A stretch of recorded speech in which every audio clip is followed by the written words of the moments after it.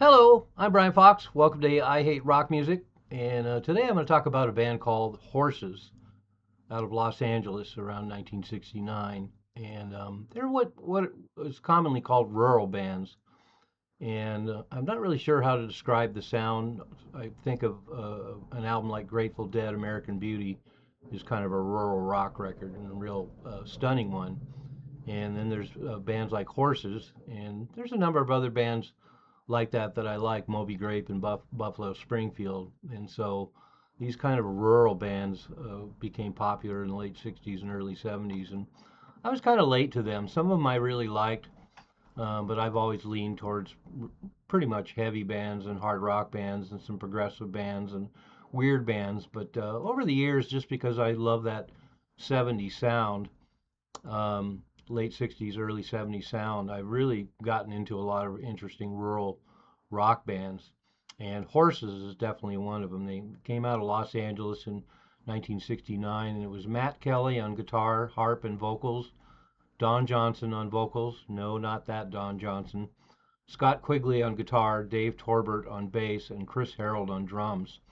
And so a nice five piece with two guitars, and they released their one album on White Whale Records in 1969, which was the label that had the Turtles. And I know they've had a number of other bands as well. I think John's Children Orgasm album came out on White Whale too. I could be wrong about that, but I think the band was kind of either put together or discovered by a songwriting duo, John Carter and Tim Gilbert. And so they wrote most of the songs on this record. A couple of them are written by the band, but they wrote the big hit "Incense and Peppermints" for Strawberry Alarm Clock, which was a huge hit. Great song. And so anyway, those two guys got together and worked with this band and created this album from 1969. And one thing that shocked me right away is it's only about 14 minutes aside. All the songs are right between 2 and 3 minutes long. In fact, there's one song that's only 1 minute and 30 seconds. So they take care of business, very efficient. But when you go through the record, it really is a real sleeper. And I know there's probably a lot of people that might check it out that aren't going to react to it. It's kind of one of those records that gets under your skin. It doesn't really blow you away when you first hear it. And a lot of times these rural bands are kind of like that. You really have to settle in with it and find its charms and whatever original voice they have. And so this record has a couple of pretty cool rockers. There's a song called Asia Minor where they really turn it up. It's one of the few songs on the album that would qualify as hard rock.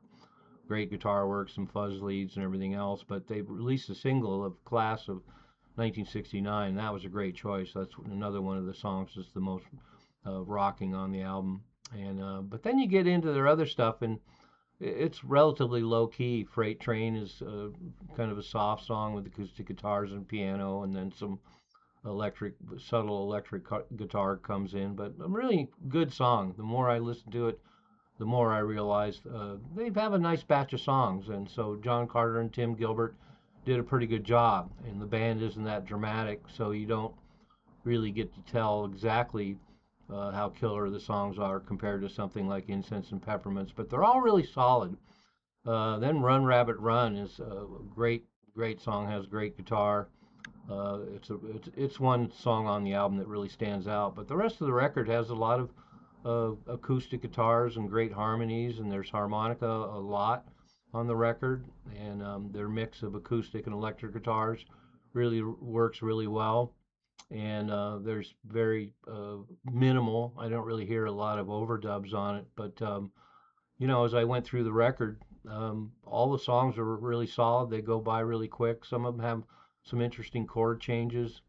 They're not that dynamic, so the rhythm section sounds pretty good, but since the music isn't that challenging, it's really hard to tell. But they do take care of business, and there's one song on there called Horseradish, which kind of reminds me of the Jay Giles band.